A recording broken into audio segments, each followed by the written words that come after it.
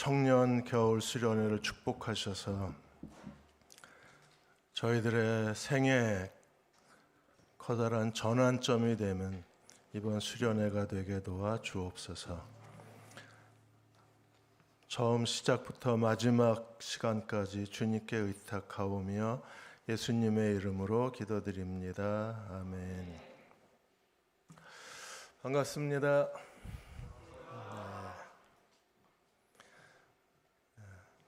저는 여기 EMN 청년 수련회가 이렇게 부산 다른 선교단체하고 연합하는 줄 알고 그래서 여호수아서를 준비를 했는데 하나님 인도하심이라는 생각이 들었습니다. 왜냐하면 여호수아서가 구약의 로마서예요. 그래서 지난 11월에 로마서를 들으신 분들은 한 번 더 역사를 통해서 구약의 역사를 통해서 모니터 볼륨 조금만 주시겠어요? 구약의 역사를 통해서 로마서 내용을 다시 한번 정리할 수 있는 기회가 되리라고 생각이 듭니다. 많이 힘드시죠? 계엄, 탄핵, 대통령 체포까지 마음 둘 곳을 잘 찾기가 어려운 시대가 됐습니다.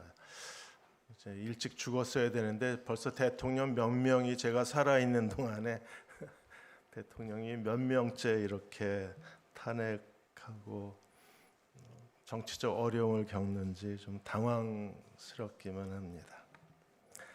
우리 이번에 여호수아서를 같이 공부하면서 한 번 더 우리가 이번 주제가 뭐예요? 우리는 주님의 제자입니다.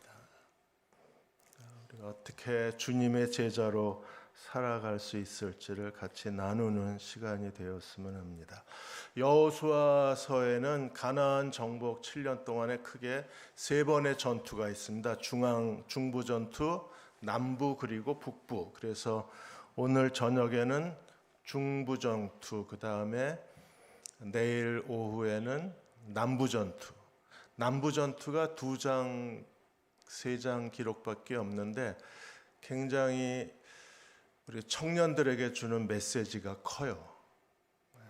그래서 기브온 족속을 통해서 우리가 어떻게 주님의 제자로 살아갈 수 있을까를 한번 진지하게 고민할 수 있는 시간이 남부 전투입니다. 그리고 내일 저녁에는 이제 북부 전투에서 그 갈렙까지 그리고 요단 동편 지파들까지 저희가 같이 나누려고 합니다. 오늘은 여호수아서의 전투력, 복음의 전투력의 그 첫 번째 중부 전투에 대해서 같이 시간을 나누도록 하겠습니다. 오늘은 여호수아 1장에서 8장까지의 내용인데 굉장히 빠르게 다 알고 있는 내용이기 때문에 저희가 빠르게 내용을 정리하도록 하겠습니다. 2025년도에 많은 교회에 충격적인 일이 있을 거라고 철치 앤설스 대표의 톰 레이너 박사가 2025년도를 경고했습니다. 그 첫 번째가 MZ세대의 복음의 수용성이 폭발하는 시대가 될 것으로 전망을 했어요. 우리가 일반적으로 MZ세대는 복음에 관심이 없을 거라고 그렇게 지금까지 MZ세대에 대해서 비관적이었었는데 철치의 이 톰 레이너 박사는 MZ세대가 복음에 마음이 열리는 시대가 2025년이 될 거라고 봤어요. 그래서 MZ세대를 위한 추수할 일꾼을 보내달라고 선교단체와 교회가 기도해 줄 것을 요청을 했습니다. 두 번째가 미국의 한 15,000개 교회가 전임 목사, 풀타임 목사에게 월급을 지불할 수 없는 사태가 벌어질 것이라 그랬어요. 목사 월급을 주지 못할 정도로 교회가 크게 사람들이 떠나가고 교회 재정이 어려움을 겪게 될 것이라고 보았습니다. 그래서 세 번째가 이중직이라는 단어가 없어질 거라 그랬어요. 지금 목사들이 다 이중직하거든요. 쿠팡이 개척교회 목사들을 먹여 살립니다. 쿠팡을 위해서 기도해 주셔야 돼요. 쿠팡이 없었으면 개척교회 목사들 정말 힘들었을 거예요. 그런데 새벽 기도 끝나고 가서 오전 타임만 뛰어도 한 달에 한 150에서 200을 버니까 목사들이 살아요. 이분들은 다 이중직 목사인데 이중직이라는 말이 없어질 거라 그랬어요. 근데 네 번째가 목사가 없는 공백 기간이 점점 더 길어질 것이라고 보았습니다. 그리고 다섯 번째가 올해에도 한 15,000개 이상의 미국 교회가 문을 닫게 될 것이라고 전망을 했습니다. 이렇게 교회의 어두움이 암흑기가 시작이 됐어요. 탈교회화 시대가 되고 복음에 대한 암흑기가 이미 어둠이 덮여버렸습니다. 왜 이런 시대가 되었나 여러 가지 원인이 있지만 그러나 가장 큰 원인 중에 하나가 복음에 대한 계시성, 복음에 대한 지식의 결여, 복음이 무엇인가를 모르는 거예요. 우리는 하나님의 복음으로 그 복음을 듣고 예수 그리스도를 믿음으로 구원받은 사람들입니다. 예수님도 이 땅에 오셨을 때 하나님의 복음을 선포하시면서 공생애를 시작하셨어요. 근데 우리를 구원한 그 하나님의 복음에 대해서 복음 자체를 모르는 거예요. 지금 종이 한 장, A4 한 장씩 주고 복음에 대해서 쓰라고 하면 한 페이지에 복음에 대해서 간략하게 요약해서 정리하라고 그러면 몇 사람이나 정리할 수 있을까요?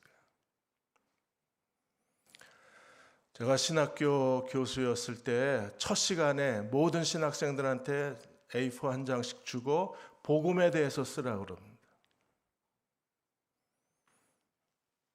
제대로 복음에 대해서 복음을 요약해서 쓰는 사람이 별로 없어요. 신학생인데 주의 종이 되겠다고 신학교에 들어온 사람들인데 그리고 그 입학시험을 다 패스한 사람인데 성경고사를 패스한 사람인데도 복음에 대해서 써라. 한참 동안 우물쭈물거립니다. 뭘 쓰라는지 질문 자체를 이해를 못해요. 복음이 무엇입니까? 복음이 없으면 제자도 없어요. 복음이 없으면 교회도 없어요. 복음이 없으면 구원도 없어요. 우리는 땅끝까지 복음을 전하라고 부르심을 받은 사람들입니다. 그런 우리가 복음에 대한 체계적 지식이 없는 거예요.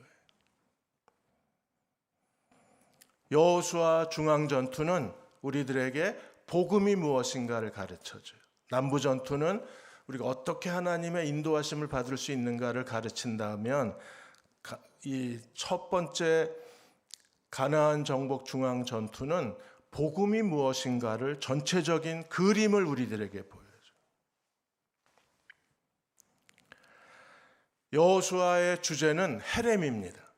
복음은 헤렘이에요. 그래서 이 구약에 나온 헤렘이 무엇인가를 우리들에게 설명해 주고 있는 게 다음 페이지입니다. 구약의 복음에 보시면 구약의 복음이 여호수아의 별명이고 구약의 로마서가 여호수아의 별명인데 여호수아의 메시지의 핵심은 헤렘이에요. 헤렘이라는 뜻은 하나님께 온전히 바친다는 뜻입니다. 그래서 하나님이 가나안을 정복하실 때 우리가 받아들이기 어려운 명령을 하시잖아요. 살아있는 모든 것은 다 죽여야 되고 그리고 가나안 모든 도시는 다 불태워버려야 돼요. 다 죽이고 불태워버리라고 명령하신 이유는 가나안 땅 전부를 하나님께 온전히 바친다는 헤렘의 상징적 의미가 헤렘의 강력한 메시지가 이 모든 것을 다 죽이고 불태우라는 명령 속에 담겨져 있어요. 헤렘은 우리 자신의 모든 것을 하나님께 온전히 거룩한 산 제물로 드린다는 헌신의 의미가 있습니다. 그래서 가나안 정복의 중앙 전투는 구원에서 복음에서 헤렘까지, 구원에서 헤렘까지의 내용을 1장에서 8장까지 보여주고 있어요. 복음을 믿는다는 것은 우리가 헤렘을 받아들이는 거예요. 헤렘의 사람이 되는 거예요. 참된 주님의 제자는 헤렘의 영성을 가지고 사는 사람들입니다. 진정한 주님의 제자는 헤렘의 사람으로 사는 거예요. 자, 여호수아 1장부터 시작합니다. 1장으로 들어가면 하나님이 모세가 죽은 다음에 여호수아를 세우셨어요. 그리고 모세가 죽었다. 이제 네가 모세의 뒤를 이어서 하나님의 백성을 약속의 땅 가나안으로 데리고 들어가라고 명령하십니다. 모세의 뒤를 이어서 모세의 사명이 여호수아에게 이어져요.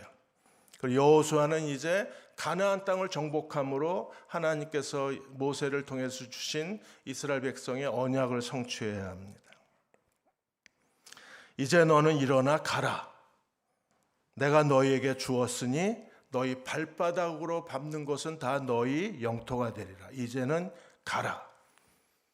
모세의 강력한 리더십 뒤에 여호수아가 모세의 후계자로 이스라엘 백성을 인도하는 것은 정말 어려운 일이었을 겁니다. 그런데 하나님께서 1장에서 여호수아에게 성공의 약속을 말씀해 주세요. 이렇게 하면 네가 성공할 것이라고 말씀하십니다. 1장 5절에 너의 평생에 너를 능히 당할 자가 없으리니 내가 모세와 함께 있었던 것 같이 너와 함께 있으리라. 놀랍지 않습니까? 너의 평생에 너를 능히 당할 자가 없다. 이 약속을 받은 여호수아는 얼마나 흥분이 됐을까요? 너의 평생에 능히 너를 당할 자 없으리라. 어떻게 그게 가능합니까? 내가 너와 함께 하리라. 모세와 함께 있었던 것 같이 내가 너와 함께 있으리라. 그 약속의 목적은 뭐예요? 6절에 마음을 강하게 하라, 담대히 하라. 너는 이 백성으로 내가 그 조상에게 맹세하여 주리라 한 땅을 얻게 하리라. 7절 강하게 하라, 담대히 하라. 이제 어떻게 해야 돼요? 구체적인 여호수아의 성공 법칙이 나옵니다. 하나님의 율법을 다 지켜 행하고 좌로나 우로나 치우치지 말라. 그리하면 어디로 가든지 형통하리라. 로또 복권 당첨보다도 훨씬 더 놀라운 약속을 주셨습니다. 네가 어디로 가든지 형통하리라. 이렇게 사시기를 축복합니다. 한번 좀 이렇게 살아봐야 되지 않아요? 별 관심이 없으시군요. 그러시든지. 어떻게 가능해요? 내가 모세와 함께 있었던 것 같이 너와 함께 있으리라. 어떻게? 하나님의 율법을 묵상하고 좌우로 치우치지 말고 다 지켜 행하라. 그리하면 두 가지 약속이에요. 네 길이 평탄하리라. 내가 어디로 가든지 형통하리라. 두 가지. 네가 형통하다. 그리고 네 길이 평탄하다. 그래서 너의 평생에 너를 능히 당할 자가 없으리라. 오늘 우리에게 이 여호수아에게 주신 약속은 어떤 의미가 있을까요? 오늘 우리에게 율법을 복음으로 바꾸시면 돼요. 우리에게는 복음입니다. 그래서 복음에 대해서 알고 복음대로 우리가 주님을 따라서 복음의 원리대로 살고 복음이 우리에게 명령하시는 대로 우리가 헌신할 수만 있다면 동일한 약속, 여호수아에게 주신 약속이 우리에게 이루어질 것. 우리는 율법에 순종하는 여호수아가 아니라 우리는 복음에 순종하는 주님의 제자들이 되어야 합니다. 여호수아에게 주신 이 1장의 약속은 오늘 우리에게 그대로 살아있어요. 우리는 새 언약 시대의 사람들이기 때문에 여호수아는 옛 언약 시대니까 율법, 우리는 새 언약 시대의 사람들이니까 복음.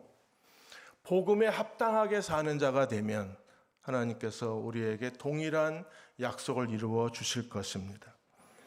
하나님의 복음에 대한 계시적 지식이 있어야 돼요. 바울이 로마서에서 우리가 11월에 봤습니다. 로마서의 아브라함을 통해서 예수 그리스도의 복음을 완벽하게 바울이 깨닫고 그것을 지식의 체계를 만들고 그리고 논리적으로 하나님의 복음을 전파하고 가르쳤잖아요. 그러니까 오늘 우리도 하나님의 복음에 대한 계시적 지식이 있어야 돼요. 우리가 잘 아는 조지 물러는 고아의 아버지입니다. 이 조지 물러가 그가 하나님 말씀만으로 고아들을 먹였잖아요. 그래서 그가 하나님 말씀을 믿고 하나님께서 말씀으로 역사하실 것을 기대했습니다. 그런데 조지 물러가 그 약속, 하나님은 고아와 과부의 하나님이시라는 약속 하나를 붙들고 그가 평생을 고아원을 짓고 고아들을 먹이는 아버지가 될 수 있었던 가장 큰 이유는 그 하나님 말씀에 대한 계시가 조지 물러의 마음을 사로잡은 거예요. 조지 물러가 말씀이 자신의 영혼을 움켜잡고 말씀이 자기를 사로잡기까지 성경을 무려 200번 이상 읽었습니다. 그 중에 100번은 무릎 꿇고 읽었어요. 언젠가 인생에 한 번쯤은 우리가 하나님 말씀 앞에 이런 정면 승부를 해야 돼요. 그냥 되는 대로 적당히 예수를 따르려고 하면 그 사람은 절대로 그리스도 앞에 무릎을 꿇을 수가 없습니다.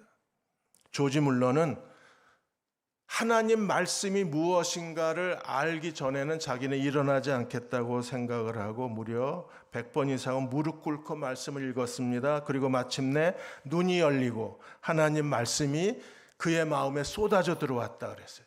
그날 이후로 조지 물러는 하루에 3시간 이상씩 성경을 읽고 기도하면서 하나님 앞에 자신을 온전한 복음의 그릇으로 드렸습니다. 그리고 하나님께서는 조지 물러에게 무려 5만 번이 넘는 기도 응답을 주셨어요. 5만 번이 넘는 기도 응답은 매직이 아니에요. 조지 물러의 기도는 핑거 플레이어, 그래서 성경을 손가락으로 짚고 기도했어요. 이렇게 말씀하셨으니까 이렇게 이루어 주십시오. 그게 5만 번입니다. 하나님 말씀이 그대로 응답이 된 거지 어떤 신비로운 조지 물러만의 어떤 신비로운 체험이 아닌 거예요. 저도 처음에 여러분 때 만날 때 도대체 로마서가 중요하다 그러는데 로마서가 이해가 안 됐어요. 신학교 들어갔는데 로마서가 뭔지를 잘 모르요. 그래서 저는 신학교 공부 끝나면 서울에 있는 한경직 기념 도서관으로 갔습니다. 영락교회 옆에 한경직 기념 도서관이 있었는데 거기서 로마서 주석은 다 뽑아가지고 죽자사자 로마서 주석을 읽었어요. 한경직 기념 도서관에 있는 로마서 주석, 로마서 강해 설교는 전부 다 찾아 읽었어요. 그래도 이해가 안 됐습니다. 기도원에서 주는 신약 성경을 박스채 얻어다가 로마서만 읽었어요. 로마서가 찢어지면 또 다른 신약 성경 기도원 성경책 가지고 다른 데도 뭐 가끔가다 심심하면 읽긴 했지만 대부분은 로마서가 너덜너덜해져서 버렸어요. 한 박스를 다 읽었어요. 그래도 이해가 안 됐습니다. 신학교를 포기하려고 그랬어요. 예수 그리스도의 복음이라고 그랬는데 로마서가 내가 이걸 모르고 무슨 주의 종이 되나. 그러다가 조지 물러처럼 어느 날 로마서가 제 앞에 열렸어요. 너무나 쉽고 너무나 간단한 내용이었었습니다. 그게 이제 여호수아 1장, 2장, 3장, 4장, 5장에서 8장까지의 내용이 하나의 그림책이 로마서에 그대로 담겨져 있었어요. 하나님께서 오늘 이번 겨울 수련회를 통해서 우리 모두에게 성령께서 우리의 눈을 열어주셔서 하나님의 복음이 무엇인가를 알게 되는 복음에 대한 지적, 계시적 지식이 있는 주님의 제자가 되게 해주시기를 주의 이름으로 축원합니다.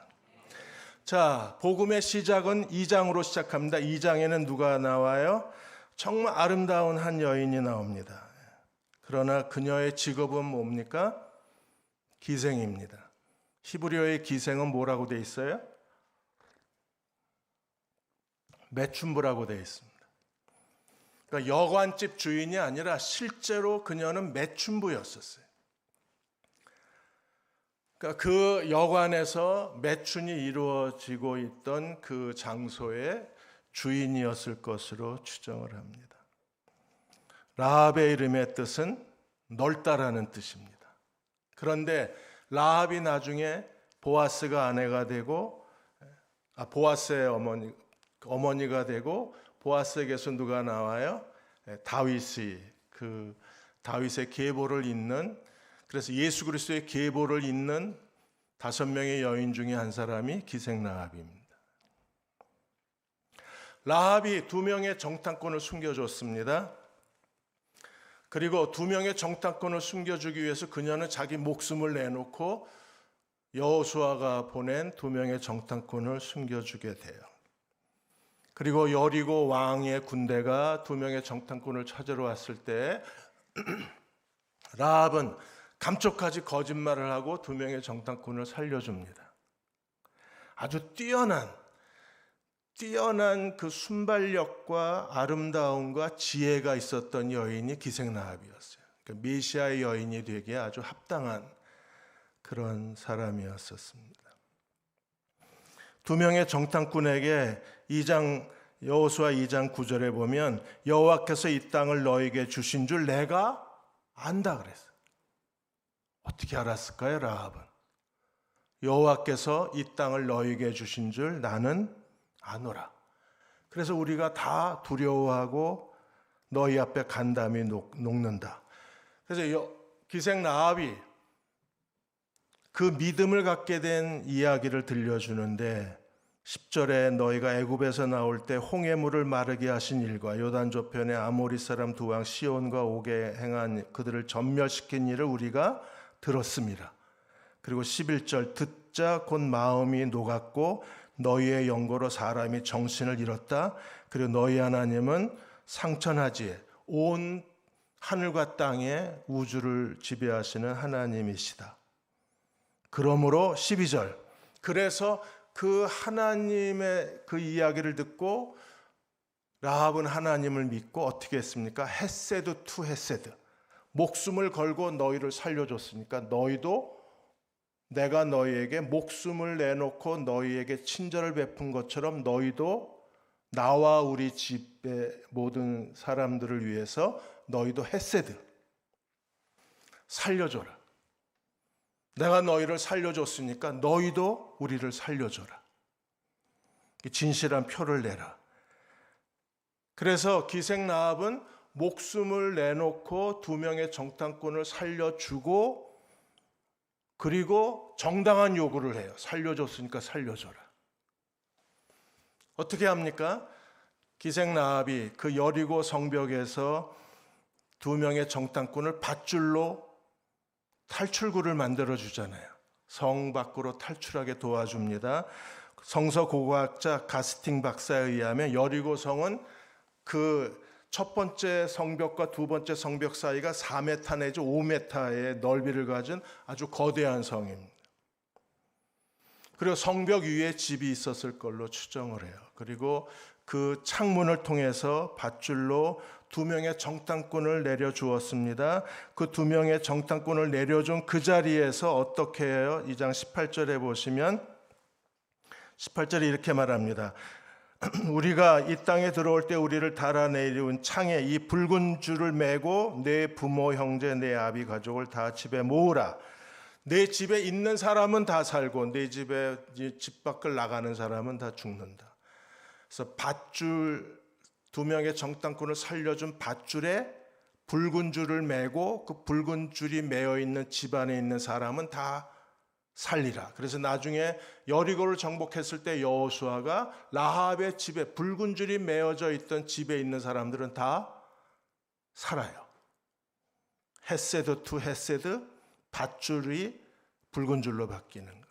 그리고 이 붉은 줄은 신학자들이 얘기하는 것처럼 클레멘트가 말한 것처럼 이 붉은 줄이야말로 예수 그리스도의 속죄의 피의 예표다. 그래서 출애굽 때에 어린 양의 피를 바른 집을 문설주와 임방에 바른 집을 그 죽음의 천사가 패스 오버, 그래서 6월절이잖아요. 피를 보고 넘어갔다 그래서 죽음의 천사에게 이스라엘이 구원받은 것처럼 이제 여리고 멸망해서 이 어린 양의 피가 아니라 붉은 줄, 그리스도의 피의 예표로 붉은 줄이 메어 있던 집에 있던 라합의 가족이 전부 삶을 얻었다고 얘기합니다. 매튜 헨리도 이렇게 얘기했습니다. 이 붉은 줄의 의미는 출애굽 6월절 어린 양의 피와 동일한 이미지를 우리들에게, 동일한 메시지를 우리들에게 전파하고 있다고 했습니다. 예수 그리스도를 믿으셨습니까?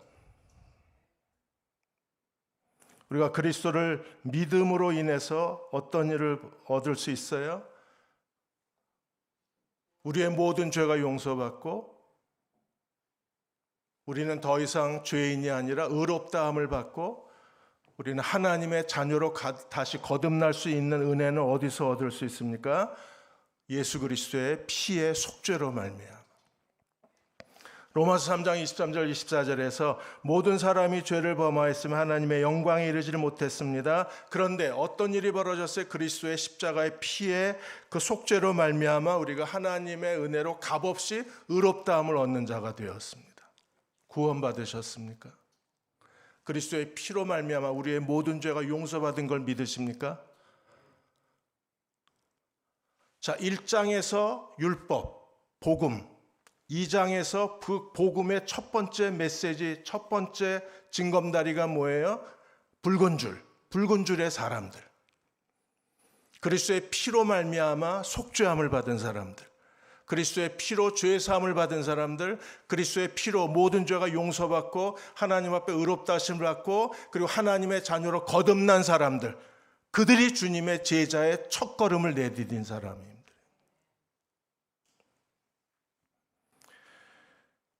대통령이 계엄을 하고 그리고 탄핵되었을 때 지난 29일 날 미국의 지미 카터 대통령도 하나님의 백세의 하나님의 부르심을 받았습니다.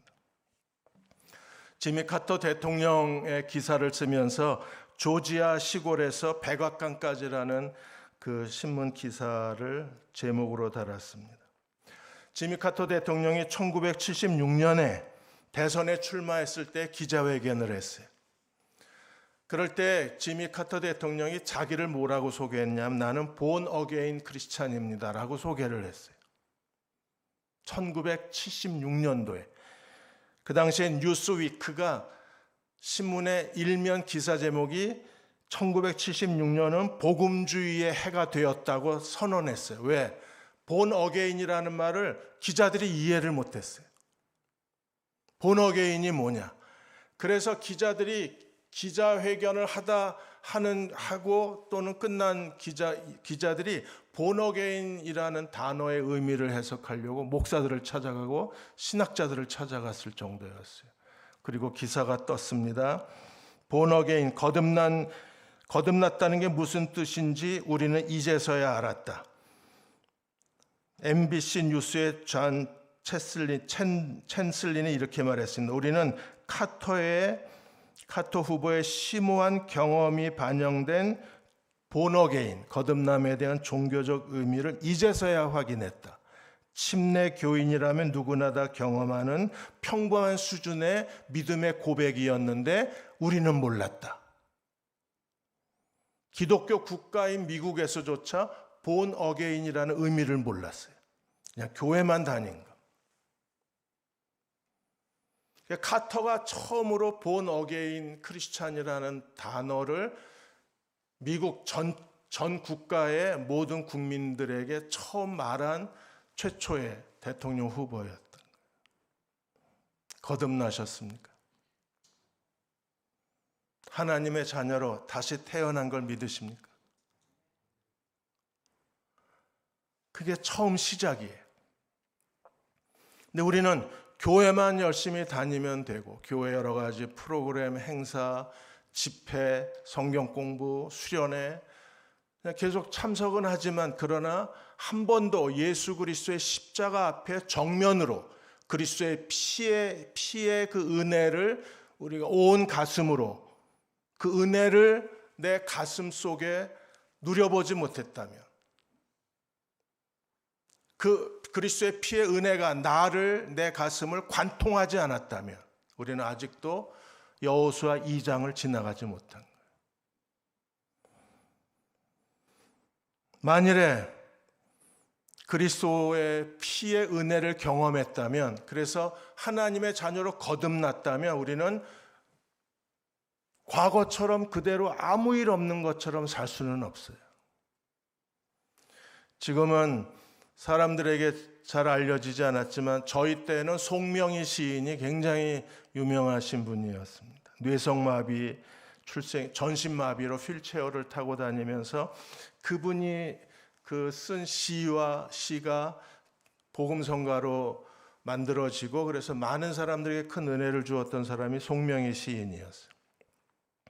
송명희 시인이 뇌성마비로 걷지도 못하고 움직이지도 못할 때 어머니가 기도원이라는 기도원, 부흥회라는 부흥회는 다 따라다녔습니다. 하나님만이 고칠 수 있다고 믿었기 때문에. 그런데 아무리 안수기도 받아도 아무 일도 안 일어났어요. 그래서 송명희 시인도 절망을 했습니다. 나는 이제 이렇게 못생긴 몸뚱이를 가지고 살다가 죽나 보다라고 생각을 했어요. 하나님을 멀리했어요. 어머니가 자기를 데리고 안수기도 받으러 다닐수록 점점 더 마음은 하나님에게서 멀어졌어요. 그러던 어느 날 한 번쯤은 자기가 기도를 해야 될 것 같은 절박한 마음이 들더래요. 그래서 정말 간절히 하나님께 기도했대. 하나님 살아계시면 저 좀 만나주세요. 저 목사님들이 하는 얘기가 사실이면 제발 저 좀 만나주세요. 저를 좀 만나주셔서 제가 어떻게 살아야 되는지 알게 해주세요. 만일에 저를 만나주시면 제가 가진 거 없지만 다 드릴게요. 그래서 나 가진 것이 없지만 그 찬양과 시가 거기서 나온 거예요. 기도하다가 지쳐서 잠이 들었는데 그때 꿈에 정말 주님이 큰 두루마리로 송명희 시인을 덮는 꿈을 꿔요. 그리고 이렇게 그 두루마리를 덮으면서 어떤 음성이 들렸는데 이런 음성이 들렸답니다. 나를 믿어라. 네가 나를 믿지 않으면 너는 아무것도 할 수가 없다. 너는 나를 믿어라. 그래서 그게 무슨 뜻인지 알기 위해서 누구한테 물어볼 수도 없으니까 두루마리를 덮어주셨으니까 성경을 읽으라고 하시나 보다. 그래서 성경을 읽기 시작했어요. 성경을 창세기부터 계시록까지 차례대로 읽었습니다. 두루마리를 펴는 것처럼 10번째 읽었을 때 마침내 하나님의 은혜가 송명희 시인의 가슴에 불붙기 시작했어요. 그리고 영감이 떠오르면서 시를 쓰기 시작한 게 그게 송명희 시인이 시인의 길을 걷기 시작한 첫걸음이 됐어요. 10번째 성경 전체를 읽어갔을 때 눈이 열렸어요.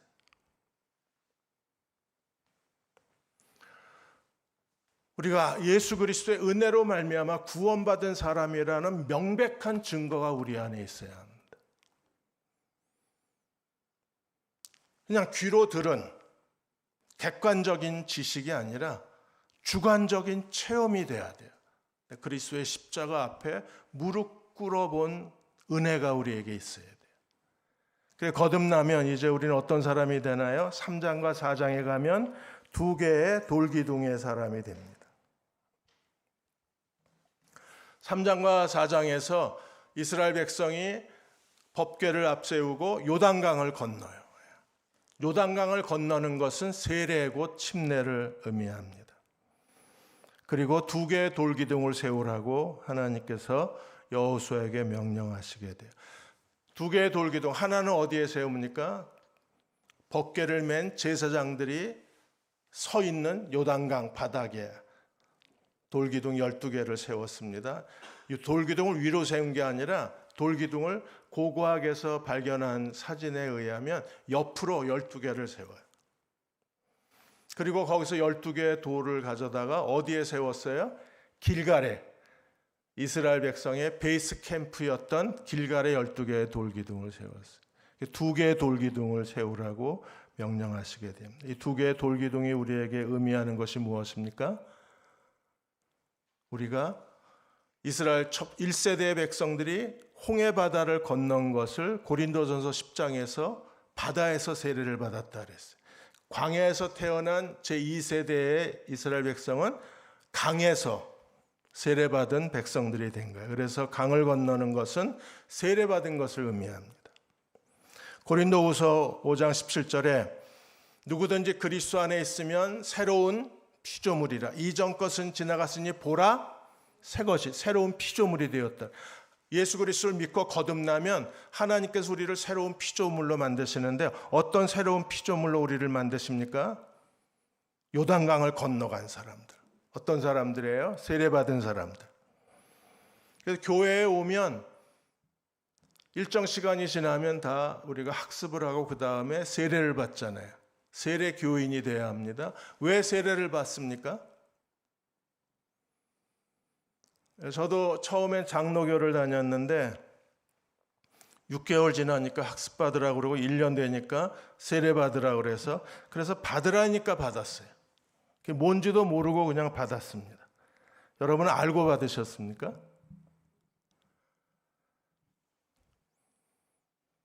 대답을 거부한다. 물어보지 마라. 물어보면 내일 안 나온다. 알고 받으셨어요? 난 몰랐어요.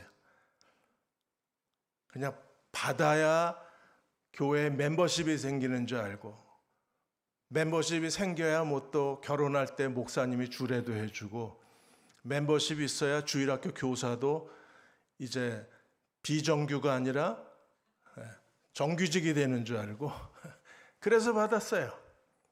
나중에 신학교 가고 침례신학 김장한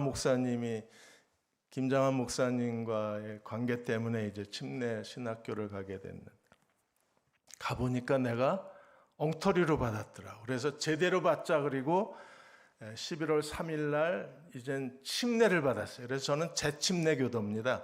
세례받고 다시 침례를 받아서 재침례교도가 됐는데 침례 받았을 때 정말 가슴이 뜨거워졌어요.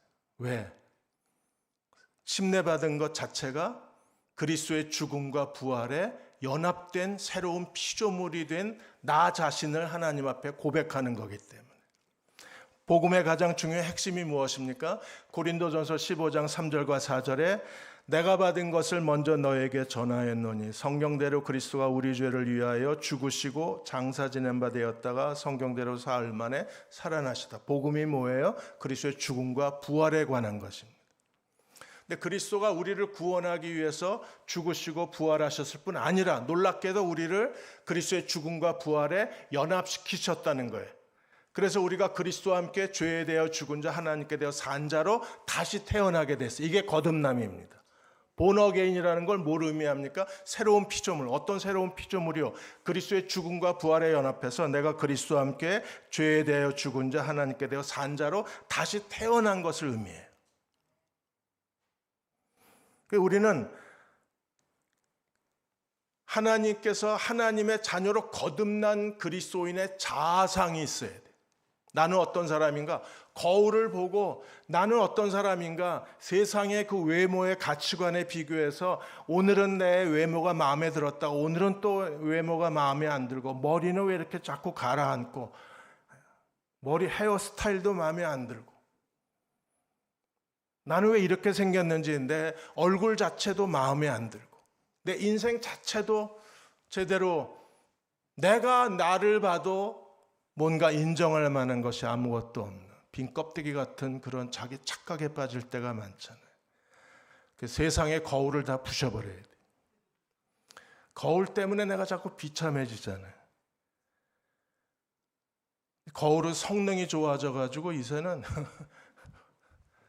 거울이 막 3배까지 확대시켜 보여주고 막 그런데 근데 정말 우리가 내가 누구인가를 알아야 되는 정확한 성경이 우리에게 말하고 있는 나에 대한 올바른 정보가 뭐예요? 나는 그리스도와 함께 죄에 대하여 죽은 자 하나님께 대하여 산 자로 다시 태어났다는 사실을 자각해야 되는데 별로 자기에 대한 자각이 없어요. 우리는 세상적 외모의 가치관에 그 휩쓸려 가지고 외모의 가치관에 대한 자각만 아주 예민해져 있어요. 외모주의, 학벌주의의 노예 상태가 되고 외모와 학벌주의의 본능의 지배를 받고 거기에 우리 인생을 다 소모시키고 있잖아요. 근데 정말 내가 누구인가에 대한 하나님 앞에서의 우리 자신에 대한 두 개의 돌기둥을 세운 사람들이 우리가 이 땅에서 정말 주님의 제자들이에요. 내가 누구인가에 대한 자아 인식 속에 두 개의 돌기둥이 세워져 있어야 돼. 그리스도와 함께 죄에 대하여 죽은 자, 첫 번째 돌기둥, 그리스도와 함께 하나님께 대하여 산 자, 죽은 자, 산 자의 두 개의 돌기둥이 세워져 있어야 돼.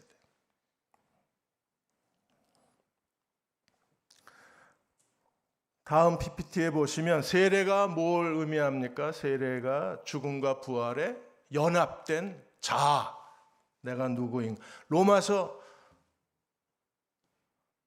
2달이 됐으니까 잊어버릴 때가 되긴 하셨죠.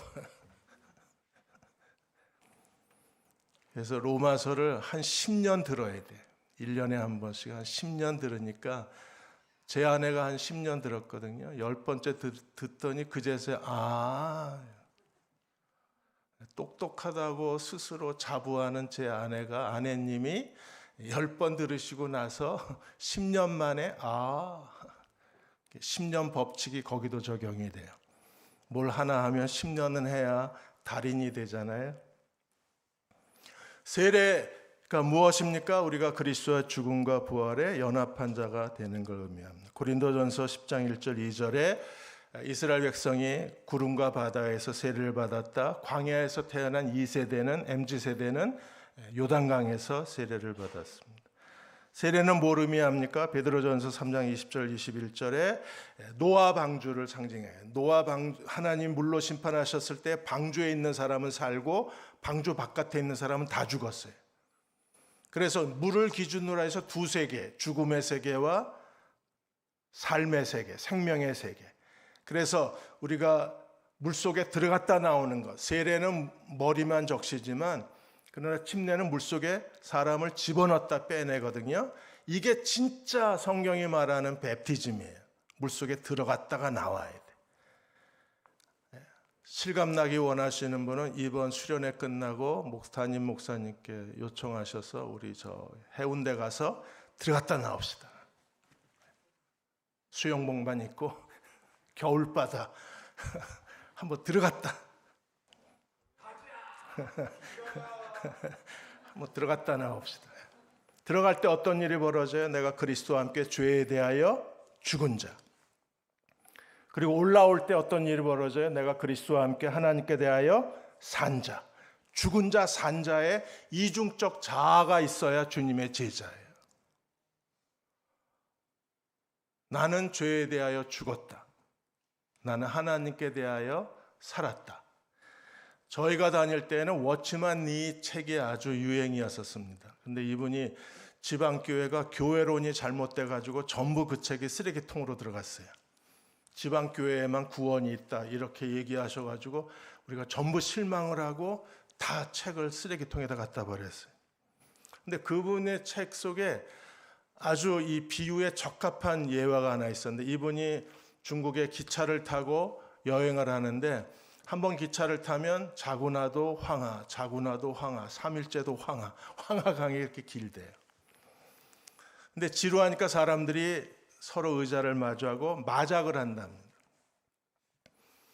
그러니까 자기 그 의자 마주보고 있던 사람들이 이제 지루함을 못 참고 마작을 하면서 이 워치만니에게 형제도 같이 마작하자고 그랬어요. 그랬더니 워치만니가 저는 마작할 수 있는 손이 없습니다. 그랬어요.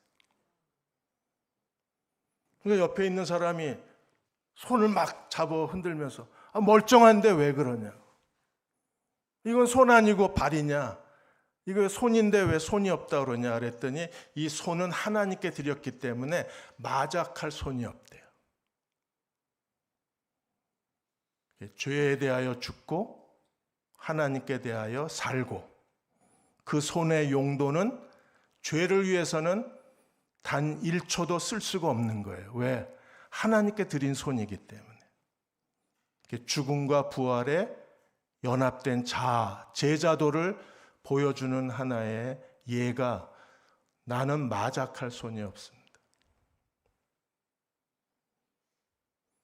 근데 우리는요, 우리의 시간, 우리의 몸뚱이, 우리의 재능, 우리의 소유를 가지고 열심히 자신의 죄의 욕망을 채우는데 아낌없이 다 쓰잖아요. 그리고 정말 하나님께 드릴 시간도 없고, 하나님께 드릴 열정도 없고, 하나님께 드릴 헌신도 없고, 하나님께 드릴 돈도 없고, 하나님께 드릴 젊음도 없잖아요. 그래서 로마서 6장 10절 11절에 그의 죽으심은 죄에 대하여 단번에 죽으심이요 그의 살아계심 하나님께 대해 살아계심이니 이와 같이 너희도 너희 자신을 죄에 대하여 죽은 자 그리스도 예수 안에서 하나님께 대하여 살아있는 자로 여길지어다. 자기 인식이 분명한 사람, 자존감이 강한 사람, 자기 정체성이 뚜렷한 사람. 우리의 정체성은 뭐예요? 그리스도의 제자의 정체성은 나는 죄에 대하여 죽었어요. 죽었다는 건 뭐예요? 죽었다는 건 아무 반응이 없는 거잖아요. 죽었으니까. 사람들의 비난에도 반응이 없고 사람들의 칭찬에도 우쭐거릴 줄 모릅니다. 왜? 죽었으니까. 그러니까 죄에 대해서는 나는 완전히 시체. 하나님께 대해서는 나는 살아있는 존재. 김익두 목사님이 그분이 처음 이 복음을 듣고 예수 믿고 자기가 새 사람이 되고 세례받고 난 뒤에 자기가 그리스도와 함께 죄에 대하여 죽은 자 하나님께 산 자라는 걸 깨닫고 마을 전체에 부고장을 돌렸잖아요. 김익두 사망. 마을 사람들이 환호하고 뛰어나왔어요. 왜? 김익두 때문에 너무 고통스러웠던 아주 동네 빌런이었으니까 이 인간 만나면 그날 하루는 재수가 없는 거예요. 그냥 자기 하고 싶은 대로 다 빼앗고 자기 하고 싶은 대로 사람들을 괴롭히고 살았으니까. 그런 인간이 없어요. CCTV가 있어서 그 자료가 남았으면 우리가 아주 그 김익두에 대해서 징그러웠을 거예요. 그런데 김익두가 죽었다니까 사람들이 다 놀랐는데 정말 김익두 집에 와니까 그 김익두가 죽은 장례지름에 이렇게 노란 등을 하나 달잖아요. 그런 것처럼 한국의 오랜 습관이 정말 김익두가 죽은 장례 등이 켜 있어서 사람들이 막 와가지고 김익두가 죽었다고 다들 웃으면서 슬퍼하는 거예요. 너무 기분 좋으면서 슬픈 척했습니다. 사람들이 모여 있는데 갑자기 저녁 무렵에 김익두가 벌컥 문을 열고 나왔잖아요. 그러니까 사람들이 속았다. 저 인간 또 우리를 괴롭히려고 장난을 쳤다고 한탄을 하는데 김익두가 여러분 사실입니다. 정말 여러분이 알고 있는 옛날 그 여러분을 괴롭히던 아주 인간이 아닌 그런 인간이기를 거부한 김익두는 죽었습니다. 이제 나는 그리스도 안에서 새 사람이 됐습니다. 나는 김익두이지만 김익두가 아닙니다. 자신의 남은 생애를 그리스도에게 완전히 드리잖아요. 김익두는 죽었다. 그리고 새로 태어난 김익두는 하나님께 드렸다. 사랑하는 여러분, 이게 복음입니다.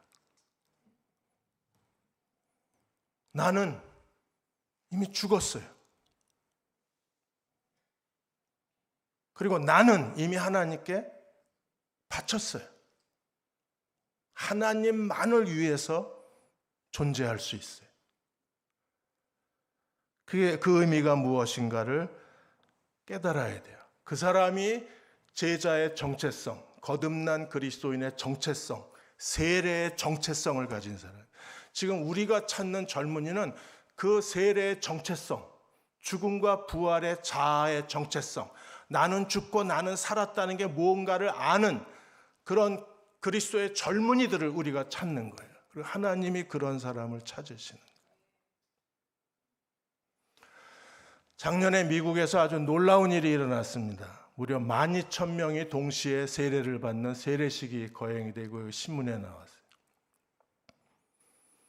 침례교 캘리포니아에 있는 교회 연합으로 6,000명이 침례를 받고, 그리고 미국 침례교에 대해서 새롭게 운동을 일으키고 있는 이 캠페인, 캘리포니아 침례 캠페인을 벌이고 있는 캠페인 본부에서 6,000명, 12,000명이 성령 강림절날 동시에 세례를 받았어요. 그래서 미 전역에서 이 영광스러운 순간을 기뻐하고, 이 황홀한 젊은이들의 이 12,000명이 세례받는, 침례받는 젊은이들의 모습에 환호를 했습니다.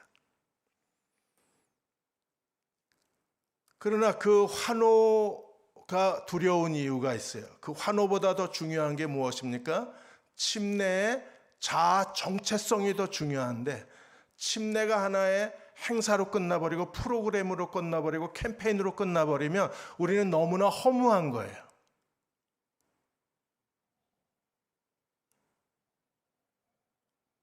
한 30년 뒤에 같이 카페에 앉아가지고, 내가 그때 2024년도에 12,000명이 침례받았을 때 나도 그 자리에 있었던 사람이야. 그리고 여전히 그리스도와 아무 상관없이 살아간다면 그 캠페인 자체가 그 사람의 인생을 속이는 거잖아요. 교회 프로그램에 그 사람의 인생의 한 부분이 소멸돼 버리는 거잖아요. 아무 가치도 없이. 우리가 왜 캠페인의 희생제물이 되어야 되는데, 왜 내 소중한 젊음이 그런 교회 프로그램에 허비가 돼야 되는데, 용납할 수가 없잖아요. 내 인생이 허비되는. 그러나 그 캠페인으로 말미암아 우리가 침례자로서의 제자의 정체성을 갖고, 나는 죽은 자 나는 산 자의 정체성을 가지고 살 수만 있다면 그 캠페인은 그 사람의 인생의 전환점이 되는 거예요.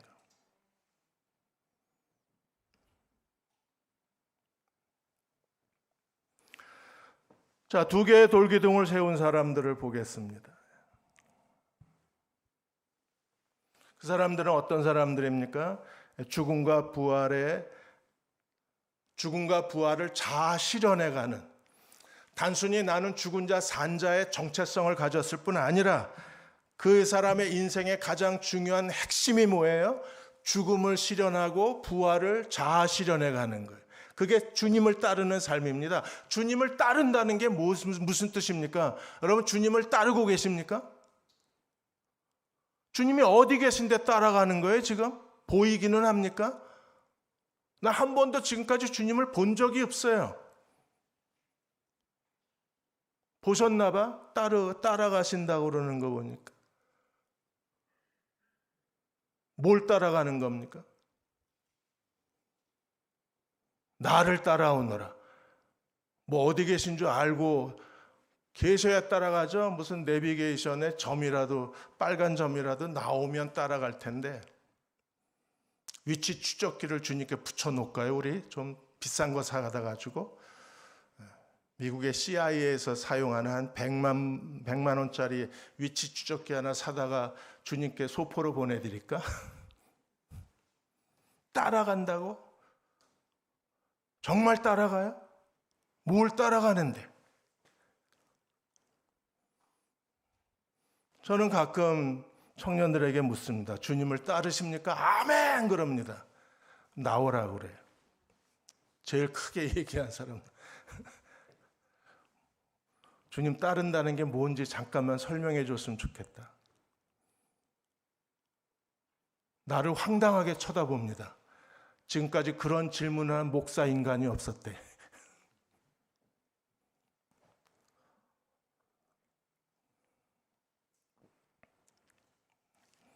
주님을 따른다는 게 무엇입니까? 죽음의 실현, 부활의 자아 실현. 바울이 진정으로 주님을 따랐던 사람들입니다. 빌립보서 3장 10절 11절에 내가 그리스도와 그의 부활의 권능과 그 고난의 참여함을 알려하여 그의 죽으심을 본받아 어찌하든지 죽은 자 가운데서 부활에 이르려 하노니. 죽음을 자아 실현하고 부활을 자아 실현하는 게 바울이 그리스도를 따르는 삶이라고 선언했어요. 우리도 마찬가지입니다. 죽음을 자아 실현하고 부활을 자아 실현하는 게 주님의 제자가 되는 거예요.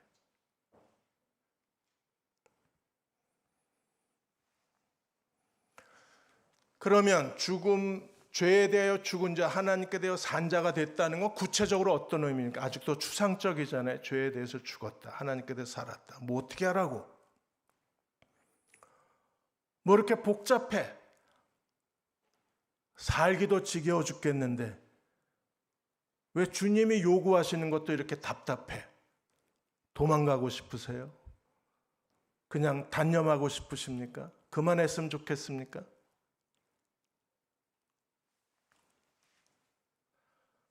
주님을 따라간다는 게 그럼 뭘 의미하는 거예요? 내가 죽음에 이르고 부활에 이른다? 뭐 어떻게 하라고? 베드로전서 4장 1절에서 2절까지 우리에게 뭐라고 얘기합니까? 그리스도께서 육체의 고난을 받으셨으니 너희도 같은 마음으로 갑옷을 삼으라. 이는 육체의 고난을 받은 자가 죄를 그쳤음이니. 2절 그 후로는 다시는 사람의 정욕을 좇지 않고 오직 하나님의 뜻을 좇아 육체의 남은 때를 살게 하려 함이라. 죄에 대해서 죽었다는 걸 뭘 의미해요? 사람의 정욕을 따르지 않는 것. 하나님께서 살았다는 건 무엇을 의미합니까? 하나님의 뜻을 쫓아서 사는 것.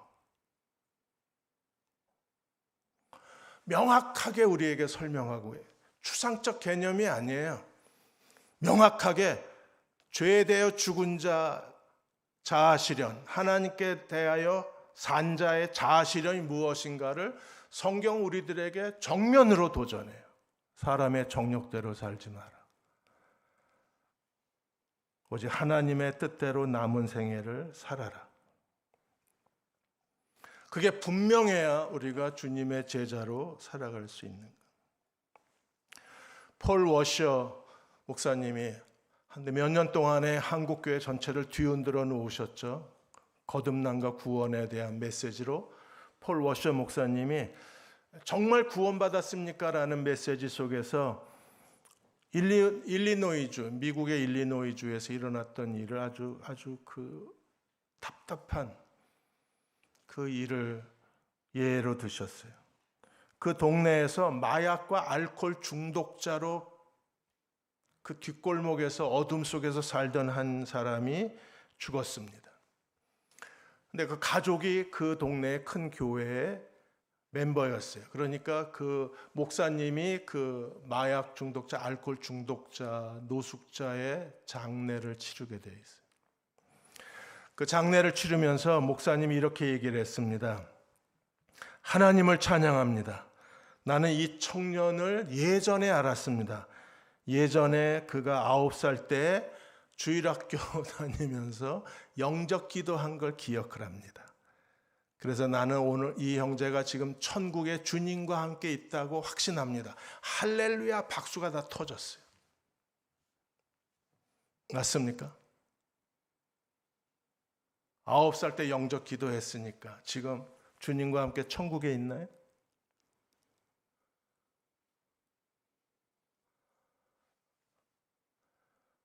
뭘 대답해도 걸릴 것 같으니까 안 하는 게 좋죠. 이럴 땐. 맞나요?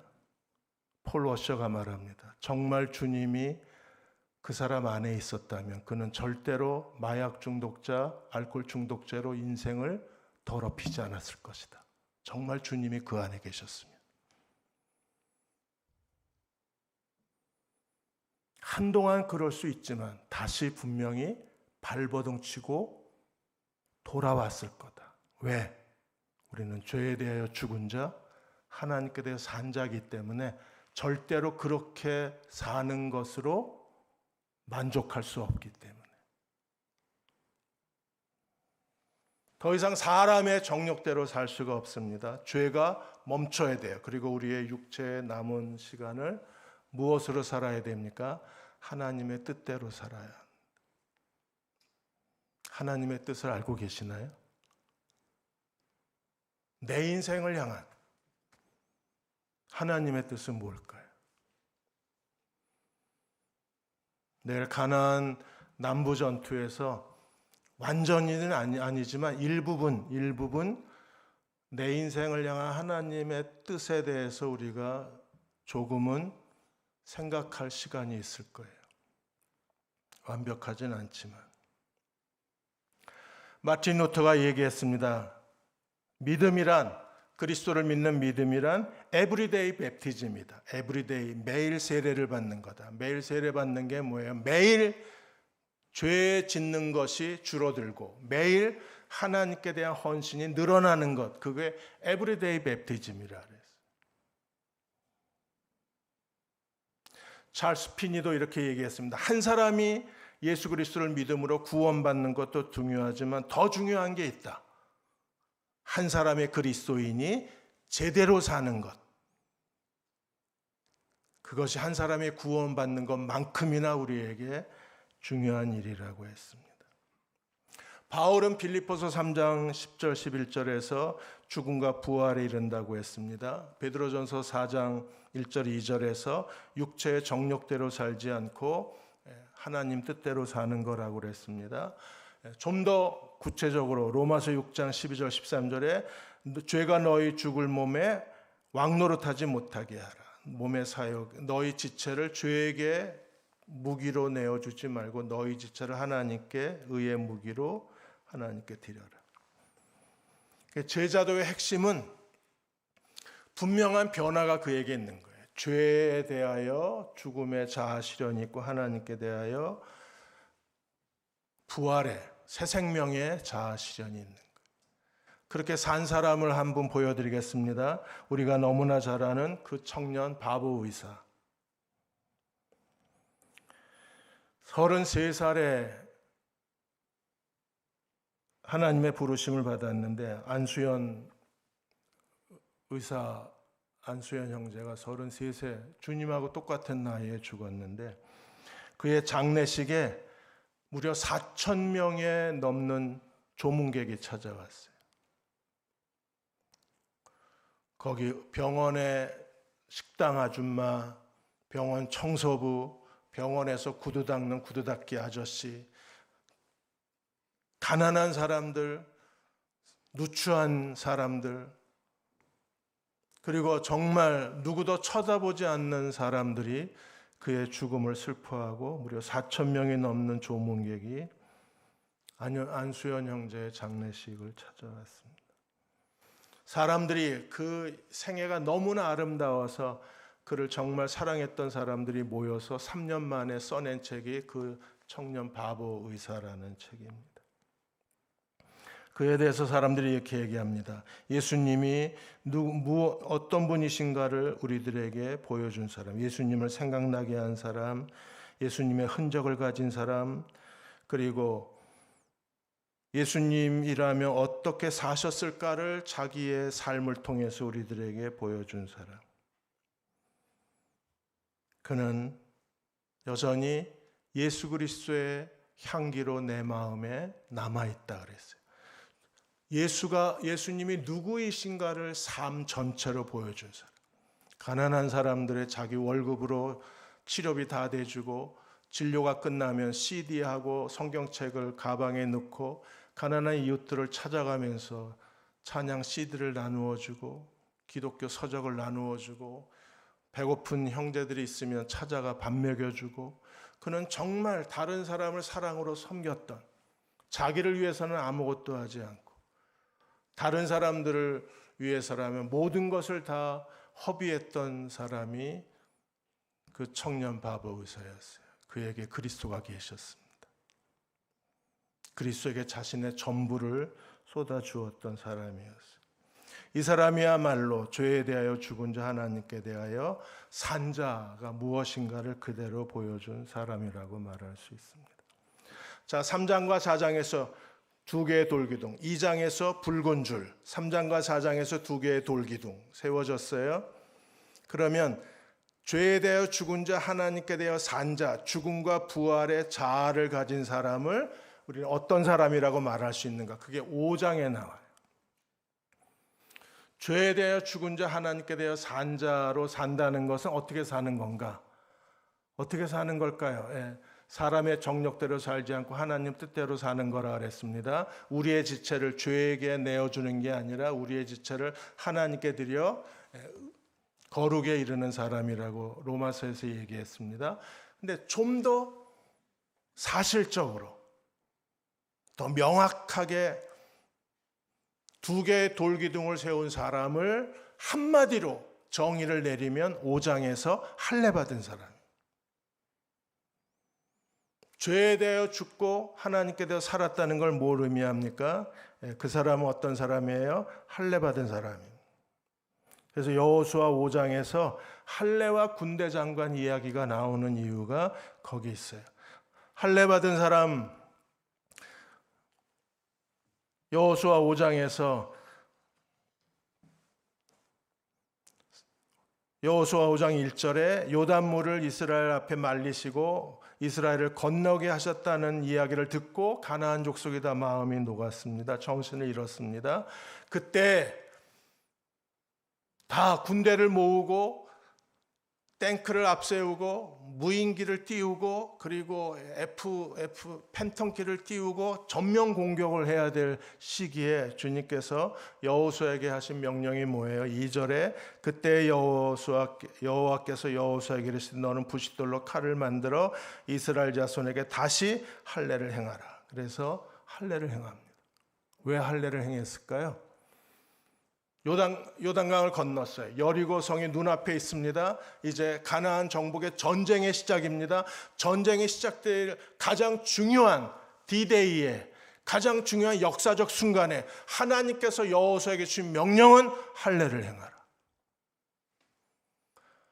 두 개의 돌기둥을 세운 사람에게만 주시는 명령이 할례자예요. 죄에 대하여 죽은 자, 하나님께 대하여 산 자가 무엇인가를 깨달은 사람만이 할례자로 삽니다.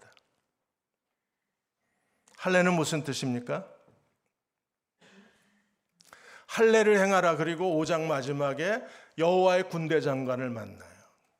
여호와의 군대 장관이 여호수아에게 왔을 때 여호수아가 13절에 5장 13절에 여리고에 가까이 왔을 때 한 사람이 칼을 빼어들고 마주 섰는데 너는 우리를 위하냐 대적을 위하느냐. 그러자 14절에 뭐라고 그래? 여호와의 군대 장관으로 내가 너희 지금 왔다고 말씀을 했습니다. 그러자 15절에 여호와의 군대 장관이 여호수아에게 명령한 게 뭐예요? 내 발에서 신을 벗으라. 내가 선 것은 거룩하니 내 발에서 신을 벗으라. 그래서 여호수아가 그대로 신발을 벗었어요. 할례하고 여호와의 군대 장관을 만난 거하고 신발을 벗는 거하고 동일한 의미입니다. 할례가 뭘 의미할까요? 할례는 주인이 바뀐 거예요. 내가 사는 것은 내가 아니요 주님이십니다. 내가 사는 것은 주님이십니다라고 고백한 사람들이 할례자입니다. 자, 빌립보서 3장 2절과 3절에서 하나님의 성령으로 봉사하고 그리스도 예수로 자랑하고 육체를 신뢰하지 않는 우리가 곧 할례당이다. 할례당은 어떤 사람이에요?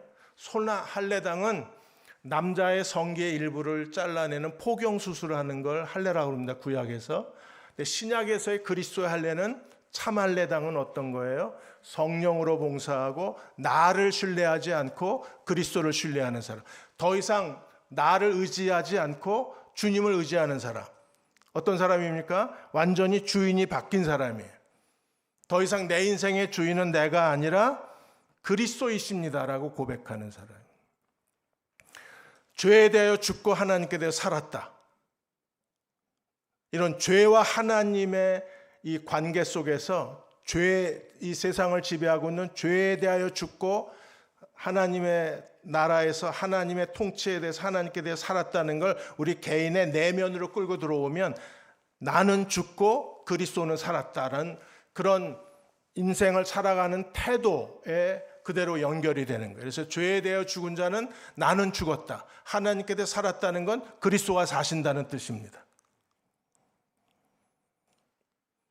이렇게 친절하게 가르쳐 주는데도 못 알아들으면 둘 중에 하나죠. 주님이 그 안에 안 계시거나 아니면 지금 사는 게 너무 피곤하거나. 첫째는 아니겠죠? 두 번째겠지. 사는 게 진짜 힘들어. 하루하루 버텨내기가 너무 힘겨워요. 아침에 눈 뜨는 게 두렵고 오늘은 또 어떻게 하루를 살아야 되나.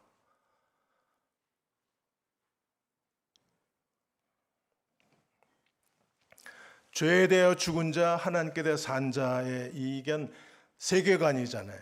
이 세상을 지배하는 두 개의 거대한 세력이 죄와 하나님이잖아요. 두 개의 통치자, 죄와 하나님. 한쪽은 닫고 한쪽은 여는 거잖아요. 그게 개인의 내면으로 들어왔을 때에는 나는 죽고 그리스도는 살고. 왜? 내가 예수님을 내 개인의 구세주로 영접했을 때 우리 안에 이중자아가 생겨요.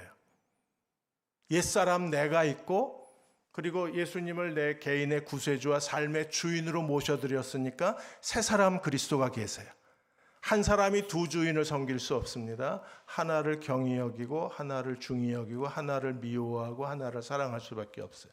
그럼 죄에 대해 죽은 자, 하나님께 대해 산 자의 사람들은, 그 제자도를 가진 사람들은 개인의 내면으로 들어오면 이 사람은 어떤 사람이 더 이상 나는 나를 의지하지 않고 주님만 의지하는 사람이 돼요.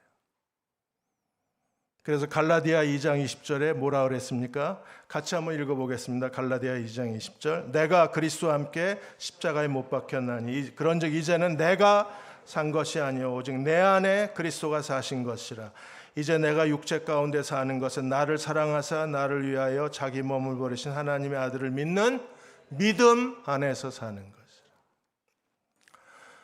내 인생의 주인이 완전히 바뀌는 거예요. 주인이 바뀌면, 어느 식당의 주인이 바뀌면 음식 메뉴도 바뀌고 인테리어도 바뀌고 그 집의 모든 시설도 다 바뀝니다. 그런 것처럼 내 인생의 주인이 완전히 바뀌는 거예요. 더 이상 내가 내 인생의 주인이 아니라 주님이 내 인생의 주인이시래요. 두 개의 돌기둥을 가진 사람들만이 할례의 영성을 가질 수 있어요. 할례는 누가 내 인생의 주인이냐를 우리에게 질문하는 거예요. 그래서 빌립보 1장 20절 21절에 바울이 어떻게 살았습니까? 전에도 이제도 오직 내 몸에서 그리스도가 존귀 여김을 받게, 오직 그리스도만을 위해서 살았습니다. 왜요? 내 몸에서 그리스도를 높이고 사는 것이 바울의 인생이라고 그랬습니다. 왜 그렇게 살아야 돼요? 1장 21절에 내가 사는 것이 그리스도다. 갈라디아 2장 20절에 내가 산 것은 내가 아니요 내 안에 그리스도가 사신다. 내가 사는데, 조경호가 사는데 조경호 인생을 통해서 그리스도가 사신대요. 이게 완전히 자아 교체의 삶이잖아요. 페이스 오프잖아요. 어떻게 이게 가능해요? 그리스도를 믿는 믿음 안에서 이 일이 이루어지는 거예요. 자, 이제 여호수아는 요단을 건넜습니다. 여리고성이 눈앞에 있습니다. 여리고성을 정복해야 가나안 정복이 시작될 수 있어요. 이 전쟁을 누가 이 전쟁을 싸울 수 있습니까? 이 전쟁의 군대 장관이 누굽니까? 이 전쟁은 누구의 전쟁이에요? 그래서 여호수아가 여호와의 군대 장관 앞에, 칼을 빼어든 여호와의 군대 장관 앞에, 내가 선 것은 거룩한 것인 내 발에서 신을 벗으라. 신을 벗은 이유가 어디 있어요? 이제부터 이 전쟁의 군대 장관은 여호수아가 아니라 주님이십니다. 내 인생 이제 더 이상 내가 아니에요. 나는 내 인생을 책임질 수가 없어요. 나 같은 놈한테 내 인생을 맡길 수도 없어요. 나같이 무능하고 게으르고 제대로 분별력도 없고 뭘 해야 될지도 모르고 시간을 낭비하고 멍하니 지금까지 허비한 시간이 어마어마한데, 이런 이 뭔가 확신을 줄 수 없는 그런 나한테 더 이상 나는 나를 맡길 수가 없어요. 우리는 자신 있나요? 여러분은 자신 있습니까? 나한테 내 인생을 맡기도 돼요?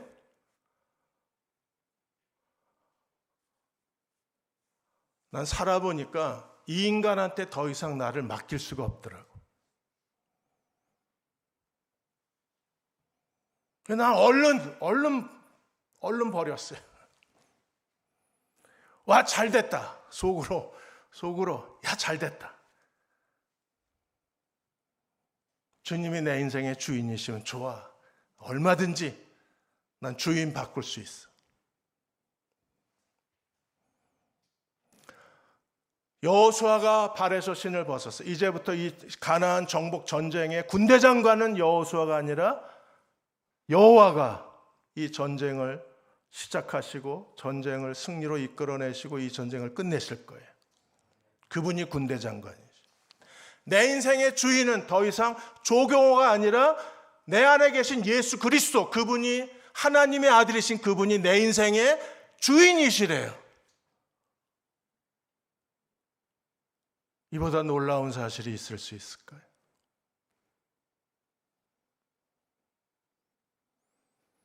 근데 왜 주님이 아무 일도 안 하십니까? 우리가 아직도 발에서 신을 안 벗어서 그래요. 할례는 잘라내는 거예요. 육체의 일부를 잘라냅니다. 그것도 남자의 성기의 일부를 잘라내. 성기의 일부를 잘라내는 게 뭐예요? 인간의 자아의 중심을 잘라내는 거예요. 자기 신뢰.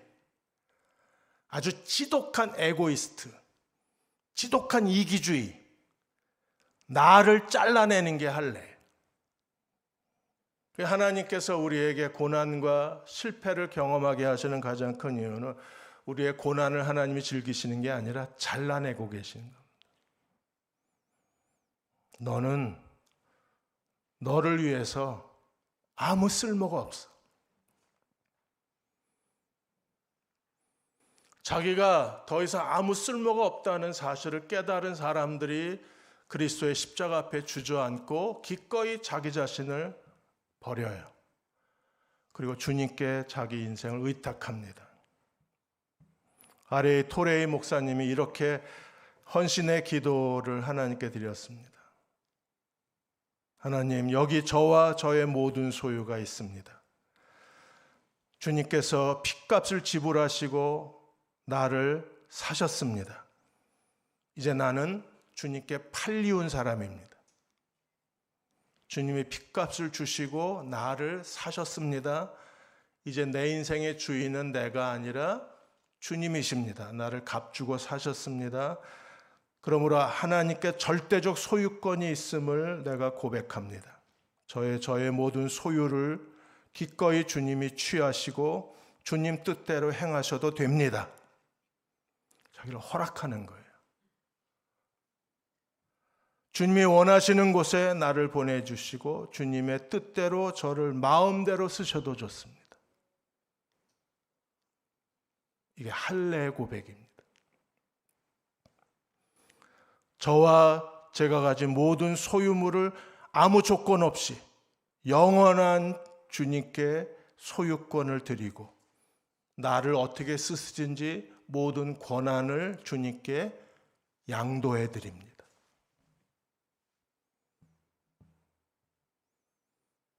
그들만이 주님의 제자예요. CCC를 시작하신 빌 브라인 목사님이 결혼식 첫날 아내하고 호텔에서 첫날 밤을 보내시면서 첫날 밤에 하신 일이 뭔지 아십니까? 첫날 밤에 로맨틱하잖아요. 첫날 밤에. 요새는 첫날 밤이 없어져 버렸어요. 그냥 동거가 일상이 돼버리니까. 첫날 밤에 빌 브라인 목사님 부부가 하신 일이 뭐예요? 깨끗한 두꺼운 A4 레터지, 한국의 A4지 2장을 두꺼운 레터지를 준비하셔서 그리고 거기에 맨 위에다가 주님의 소유권과 모든 권한이라고 쓰고 두 분이 그리고 맨 밑에다가 남편과 아내의 이름을 각각 썼어요. 그리고 두 사람이 손을 잡고 첫날 밤에 이렇게 기도했습니다. 주님, 오늘 저희가 이제 부부가 됐습니다. 저희들의 앞으로의 인생의 모든 소유권은 주님께 있습니다. 이 종이의 빈 공백을 주님이 쓰시는 대로 우리가 헌신하겠습니다. 주님이 이 공백을 채우시는 대로 우리가 주님을 따르겠습니다. 그게 할례예요. 두 개의 돌기둥을 받은 사람은, 세례를 받은 사람은 이제 할례로 오는 거예요.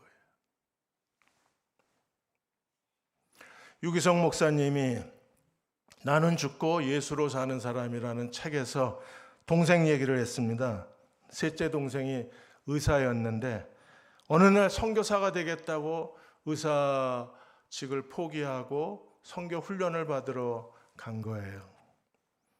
동생을 위해서 기도하다가 아니 의사로도 얼마든지 주님의 나라와 복음을 위해서 해야 될 일이 많은데 왜 기껏 의사가 됐는데 포기하고 왜 선교 훈련을 받으러 가나. 그래서 훈련 받는 데 갔더니 컨테이너 몇 개 있고 컨테이너에서 다들 이제 훈련을 받는 거예요. 생활훈련이라고 그래서. 찾아가서 보니까 컨테이너 안에 가족이 다 모여 있는데 정말 비참하더랍니다. 얘가 왜 이러나 이해가 안 됐대요. 근데 형이 왔는데도 어디서 전화가 와서 하수도가 고장났다 그러니까 공구함을 들고 가더랍니다. 형 여기는 누구나 다 서로 섬기고 도와야 되기 때문에 자기 기술 하나를 가지고 나는 하수도 담당이야 이러고 가더래요. 그날 밤 기도하는데 주님이 유기성 목사님에게 이렇게 얘기하셨답니다. 네 동생은 나를 만났다.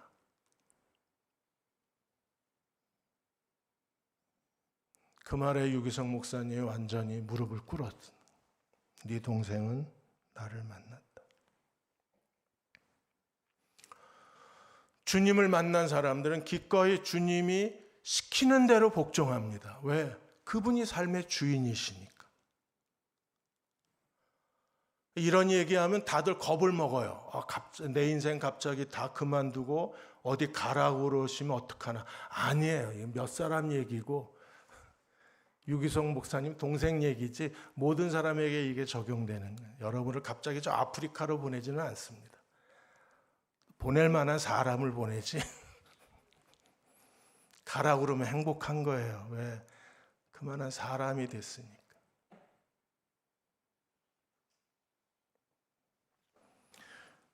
중국 땅에 복음의 전사로 알려진 첸 웽생이 이번에 다시 체포를 당하고 감옥에 갇혔습니다. 이분이 길거리 전도자인데 길거리에서 복음을 전하다가 지금까지 체포당한 게 100번이 넘습니다.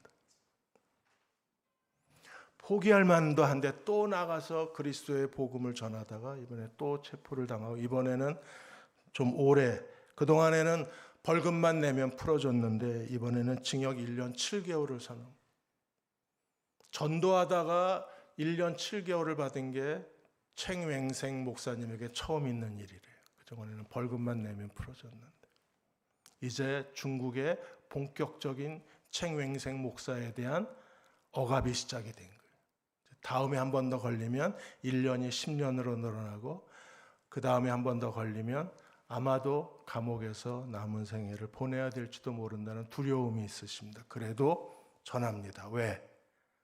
내 인생은 더 이상 내가 컨트롤할 수 없습니다. 왜? 주님께 바친 인생이기 때문에. 그분이 그만두라고 할 때까지 나는 멈출 수가 없다 그랬어요. 자, 세례 할례로 갔습니다. 군대 장관 앞에 발에 신을 벗었습니다. 사랑하는 여러분, 우리도 어차피 힘들잖아. 주님께 한번 맡겨봅시다. 내가 붙잡고 꿈틀거려 봐야 내가 내 인생에 해줄 만한 게 별로 없잖아요. 저는 그랬어요. 내가 내 인생에 별로 해줄 게 없더라고.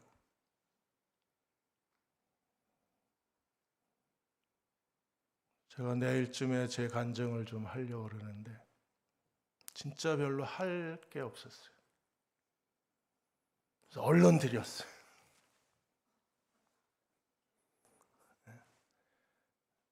좀 이 폐품 덩어리인데 아무 쓸모가 없는데 그래도 필요하시면 가져가시죠. 그러고 드렸어요. 이렇게 할례가 되고 여호와의 군대 장관 앞에 무릎을 꿇으면 이제 여리고로 갑니다. 여리고만 하고 마칠까요? 여리고 아이를 좀 빨리 끝내드리겠습니다. 여리고로 가는데, 여리고로 가면 여리고에서 가나안 중부 전투의 가장 중심이 첫 번째 전쟁이 여리고성인데, 여리고 전쟁은 세 가지 특징이 있어요. 하나가 무엇입니까? 법궤가 돌았어요. 제사장 일곱 양각 나팔을 불고, 그리고 군대 법궤, 군대 제사장 법궤, 그리고 뒤에 군대 그리고 백성이 따라갔어요. 그러니까 여호와의 언약궤가 돌았다는 것은 하루에 한 바퀴씩 돌고 7일째는 7바퀴 돌았으니까 전부 합치면, 이것도 대답하기 싫지 지금. 계산하기도 싫고 휴대폰 꺼낸다.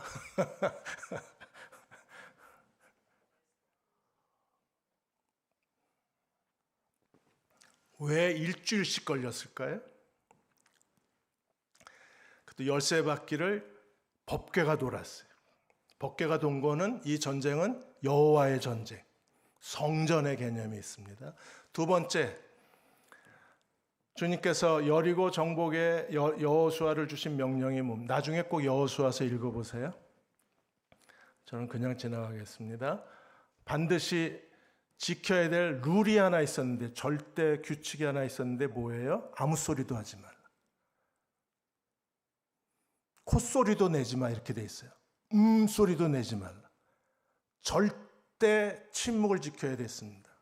왜 그랬을까요? 만일에 잡당 금지 명령을 안 내렸으면 아마 시끌시끌했을 겁니다. SNS에서 난리가 났을 거예요.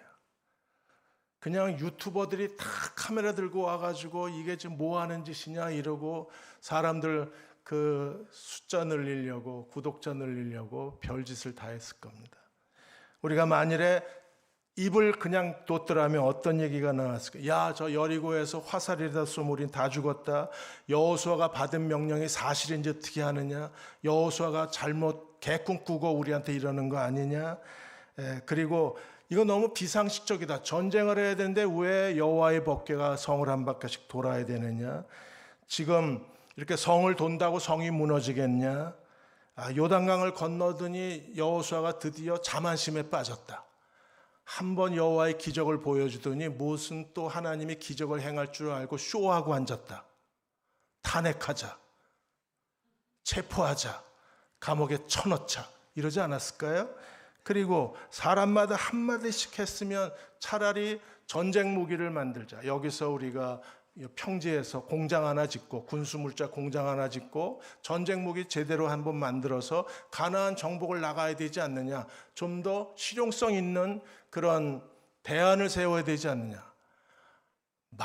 입을 가만 내버려뒀으면 별 얘기가 다 돌았을 거고, 여리고성은 하루 돌고 그냥 끝났을 겁니다. 절대 침묵. 그리고 7일간 돌았어요. 왜 하나님의 기적이 7일씩 필요한 이유가 어디 있습니까?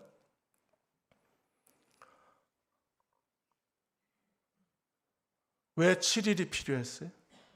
7일이 천지 창조의 기간이기 때문에 하나님이 7일이라는 숫자를 좋아하셔서. 그래도 7일은 해야 폼나서. 왜 7일씩 돌아요? 아무 소리 안 하고 7일씩 성을 돌라고 하신 이유가 어디 있습니까? 성을 한 바퀴 돌았어요. 성이 엄청나게, 여리고성이 두 겹성입니다.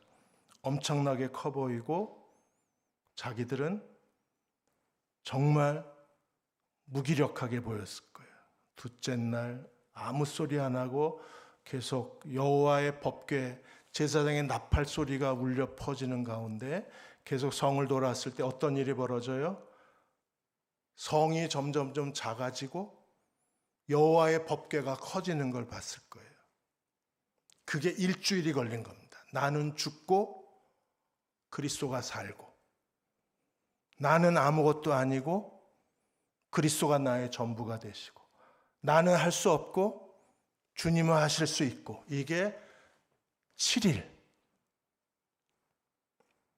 13바퀴를 돌고 마침내 함성을 질렀을 때, 그 외쳐라고 했을 때 테루아라는 게 사직 운동장에서 부산 야구팀이 어디예요? 두산? 롯데예요, 여기가? 베어스는 어디로 갔어? 네, 롯데가 이겼을 때 사직구장에서 터지는 그 함성 소리, 이게 테루아예요. 마침내 외치라고 했을 때 우와 하고 외쳤을 때 성이 무너집니다. 여리고성을 보여드리겠습니다.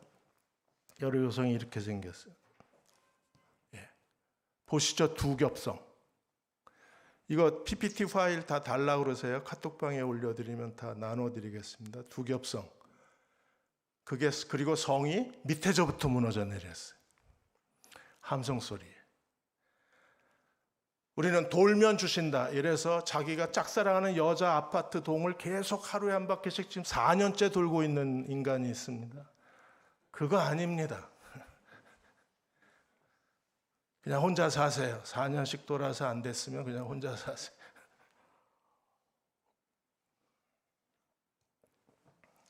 돌라고 하신 것은요, 여호와의 군대 장관이 이 성을 무너뜨리시고 하나님께서 여리고에서 승리하게 하시는 분은 여호와의 군대 장관.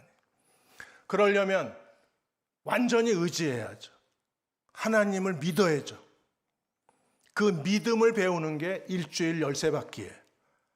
나는 점점 작아지고 주님은 점점 커지고.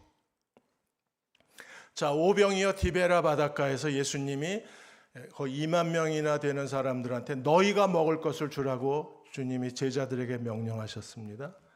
그래서 빌립이 재빨리 계산기 켜고 빵 하나에 3,000원, 우유 하나에 얼마예요 요새? 1,000원? 네. 그리고 2만 명 계산해내가지고 한 1,000만 원 있어야 되겠다고. 그럼 누군 못해? 이 사람들을 먹이려면 200데나리온 갖고도 안 됩니다. 나도 얘기할 수 있어. 근데 지금 예수님이 빌립을 시험하고 계신 거잖아요. 우리도 지금 시험받고 있습니다. 네가 네 인생 끌고 갈래? 아니면 내가 너의 인생을 채워줄까? 묻고 계신 거잖아요. 근데 빌립이 어린아이 도시락 하나 찾아와 가지고 주님께 드렸습니다. 어린아이 도시락, 유치원 도시락, 요만한 거. 오병이어 그러니까 무슨 이만한 고등어 구운 건 줄 아는데 아니요, 멸우치 요만한 거. 어린아이 도시락, 유치원 도시락. 떡 5개, 뭐 이만한 빵덩어리인 줄 알아요? 애들이 먹는 거 요만한 거. 근데 빌립이 그걸 갖다가 누구한테 넘겨버렸어요? 안드레가? 빌립은 돈 계산하고 앉았고, 돈이지. 돈이 있어야지. 돈이 있어야 내 인생이 안심이 되지. 돈이 있어야 내 인생이 내가 원하는 걸 만들어낼 수 있게. 빌립의 사고방식이면 안드레의 사고방식은 어린아이 가진 거 2만 명 어린아이 도시락, 이거는 정말 아무런 가치가 없는 거예요. 그거 있다고 뭐가 해결될 수 있는 게 아니잖아요. 2만 명 배고픈 군중과 어린아이 도시락. 얘는 이걸 왜 가져왔을까? 우리는 보통 가져오자마자 까먹는데 얘는 이걸 왜 들고 있었을까? 얼마나 맛이 없었으면, 얼마나 먹기 싫었으면 이걸 들고 있었을까? 맛있었어 봐, 벌써 먹었지. 우리 첫 교시에 다 먹잖아요. 옛날에 도시락 갖고 다니면 1교시 끝나면 없잖아. 그리고 점심 때는 이 젓가락 들고 이 방 저 방 교실을 넘나들고 다니면서 설쳐대잖아요. 근데 그걸 빌립이 주님께 드리고 이게 주님, 이 많은 사람들에게 얼마나 되겠습니까? 넘겨드렸습니다. 주님은 해결하실 수 있나요? 해결하실 수 있어요. 그걸 하늘에 들고 축사하시고 떼어 나눠주자 다 배불리 먹고도 12광주리가 남았대. 12광주리는 누굴 줬을까? 제자들이 가져갔을까요? 애한테 줬을까? 그러나 중요한 건 뭡니까? 주님은 해결하실 수 있다는 거예요. 내 인생이 힘들어요? 길이 안 보여요? 그 남자가 마음을 안 열어? 그 여자가 나를 싫대? 그 회사가 나를 거부해? 건방지게? 아직도 우리는 빌립처럼 발버둥을 쳐요. 자기를 붙들고. 그래서 하나님이 열쇠바퀴를 돌게 하시는 거예요. 지금도 돌아. 그만큼 돌았으면 알아야지. 그렇게 계속 돌면서 월세도 못 내고 알바는 잘리고 공부도 안 되고 길은 안 보이고 이렇게 되면 주님 앞에 내가 더 이상 나를 의지하지 않고 주님을 의지하겠습니다라고 하는 자기 포기 선언이 있어야지.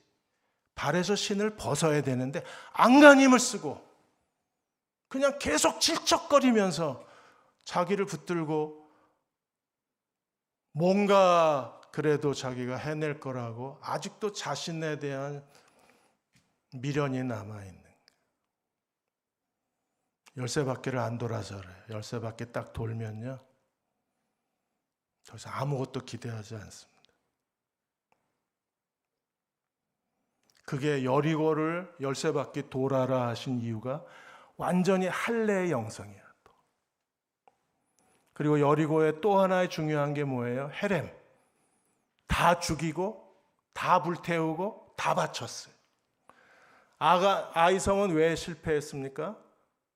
아간이 훔쳐서 하나님의 것을 도둑질해서. 아간이 훔친 게 뭐 대단한 거 훔쳐서 4톤 트럭 하나 훔쳤어요? 바빌론산 외투 한 벌. 그 당시에는 옷이 최고의 재산 목록이었어요.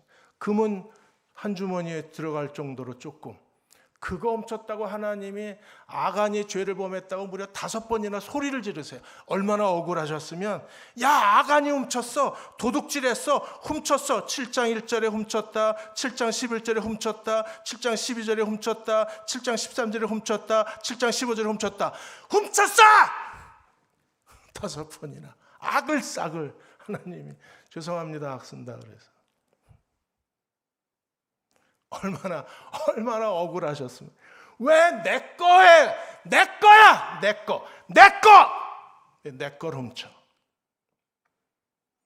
그래서 아이성 앞에서 패배한 거 아니에요. 우리 큰 손녀가 내 거에 집착이 강한. 그래가지고 뭘 주면 다 한쪽에다 쌓아놓고 아무도 못 만져. 내가 사줬는데 나도 못 만져. 내 거래. 하나님께서 지금 탐욕 때문에 그러십니까? 헤렘 때문에 그래. 헤렘. 하나님 것을 하나님께 다 드려야지. 절반만 드리고 다 드린 척하면 망하는 거예요. 그래서 아이성 앞에서 패배한 가장 큰 이유는 3,000명이 가서 패배한 게 아니에요.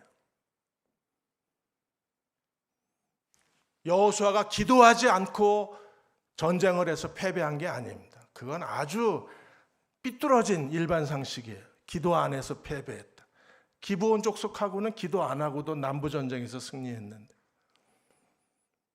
일반적인 유치원 수준의 생각을 못 벗어나는 거예요. 하나님 분명히 그러셨잖아요. 아간이 훔쳐서 내가 너희를 떠났다고. 하나님 떠나면 끝난 거지. 하나님 떠난 인간이 무슨 존재 가치가 있어요? 하나님 떠난 인간이 뭘 해낼 수 있다고? 아무것도 안 해낼 수 있는 빈껍데기 아니에요? 그래서 아이성 앞에서 패배한 거 아니에요? 아간을 찾아내고 아간을 제거해서 아간을 통째 바쳤어요. 왜? 하나님 것을 도둑질한 그 아간과 그 가족을 하나님 것을 도둑질한 그 사람들을 하나님께 완전히 다 바쳐버린 게 아골골짜기 아니에요? 결국 하나님께 완전히 바치고 나서 하나님께서 다시 이스라엘 군대와 함께 하셨을 때 8장에서 아이성 앞에서 하나님이 승리하신 거잖아요. 그 실패를 이용해서 승리하셨잖아요. 실패를 이용한 게 뭐예요? 유인 매복 작전을 통해서 하나님께서 이스라엘에게 큰 승리를 주신 거예요. 근데 우리는 아직도 하나님 앞에 우리 자신을 드리기를 아까워해요. 근데 이미 우리 게 아니잖아요. 고린도전서 6장 19절 20절에 너희는 값주고 사셨다 그랬어요. 이게 구속이잖아요. 구속. 내 게 아니잖아요. 처음부터. 기꺼이 헤렘으로 제자도의 가장 중요한 핵심이 할례와 헤렘이에요. 그게 여리고를 무너뜨리고 아이를 무너뜨린 거예요. 그래서 하나님이 오늘 우리들에게 원하시는 것은 전부를 하나님께 바치기를 원하고 계신. 그렇게 살 수 있을까요? 21페이지 PPT 21페이지 보여주시면 거기 김종배 교수님 이야기가 나옵니다. 그분이 하숙집 친구 집에 놀러 갔다가 3m 베란다에서 떨어져요. 그래가지고 완전히 하반신 불수가 됩니다.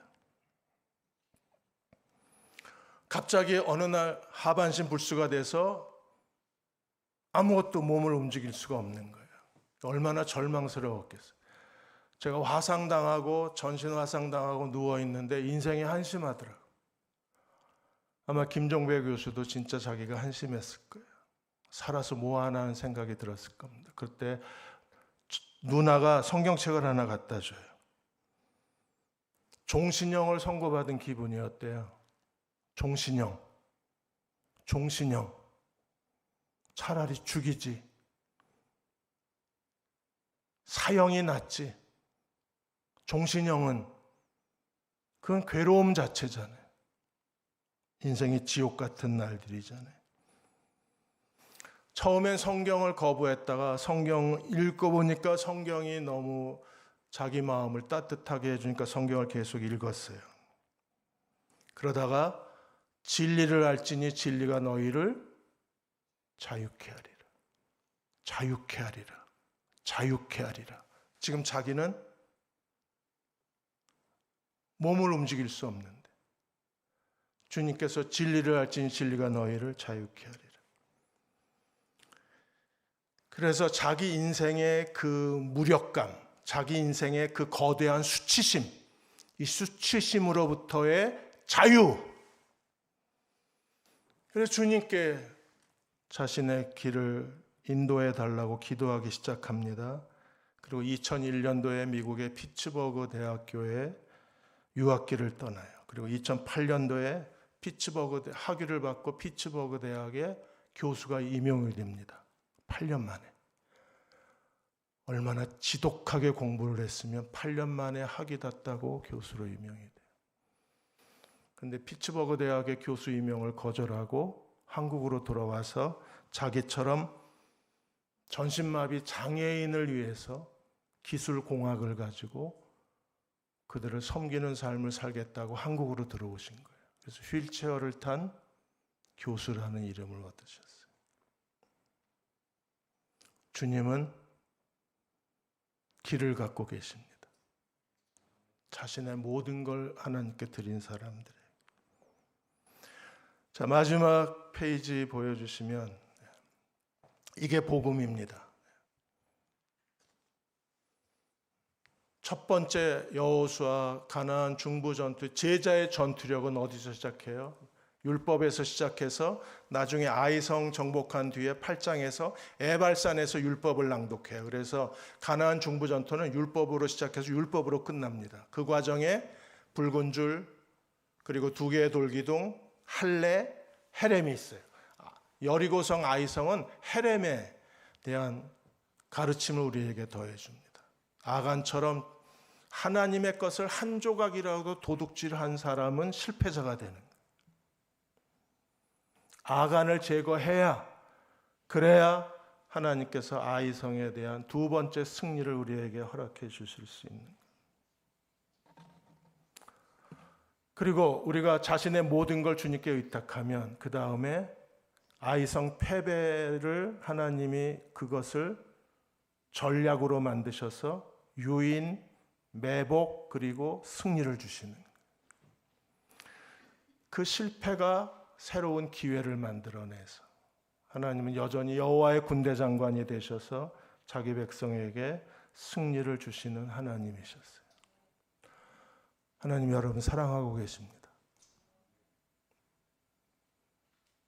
그리스도와 죽음과 부활에 연합된 자라는 자아상을 가지십시오.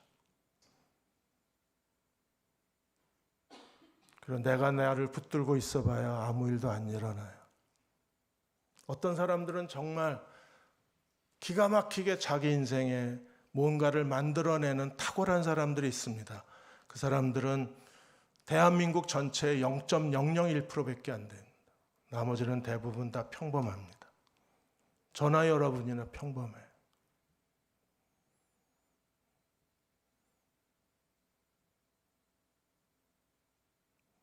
아무리 샴푸 좋은 거 쓴다고 이 미모가 달라집니까? 짐에 가서 2시간씩 운동한다고 체격이 좋아진다고 몸을 만들었다고 얼굴까지도 달라지고 인생도 달라질 수 있나요? 어떻게 하실 건데요?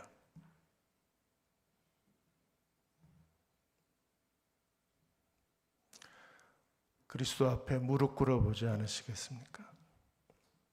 한번 그분께 자기 인생을 맡겨드려 보시지 않겠어요?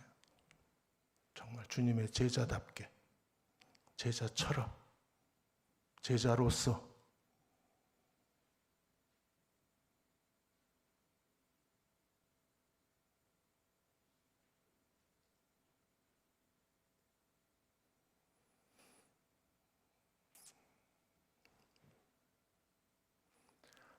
오늘 하나님께서 한 사람 한 사람에게 그런 복음의 계시, 깨달음, 결단.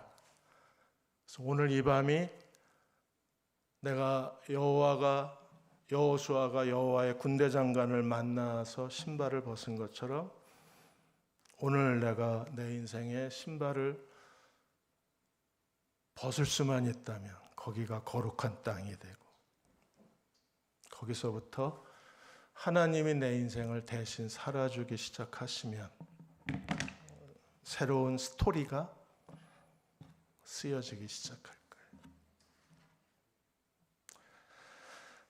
한번 봅시다. 어떻게 하나님의 역사하시는지를 저도 곁에서 기도하면서 우리 목사님 네 분이 얼마나 여러분을 사랑하십니까? 여기 세계로 선교회 목사님들이 그분들이 가장 간절한 기대가 뭐예요? 그리스도께 바쳐진 내 인생을 사는 청년들을 보고 싶으실 거예요. 저도 그러니까. 이제 우리 찬양팀하고 같이 찬양을 하면서 오늘 같이 기도할 때 하나의 기도만 하겠습니다. 주님, 십자가에 죽으신 그리스도가 내 앞에 내 눈이 열려져서 그분을 보게 해 주십시오. 여호와의 군대 장관을 만나게 해 주십시오. 발에서 신을 벗게 해 주십시오. 기도하는 이 밤이 되었으면 합니다.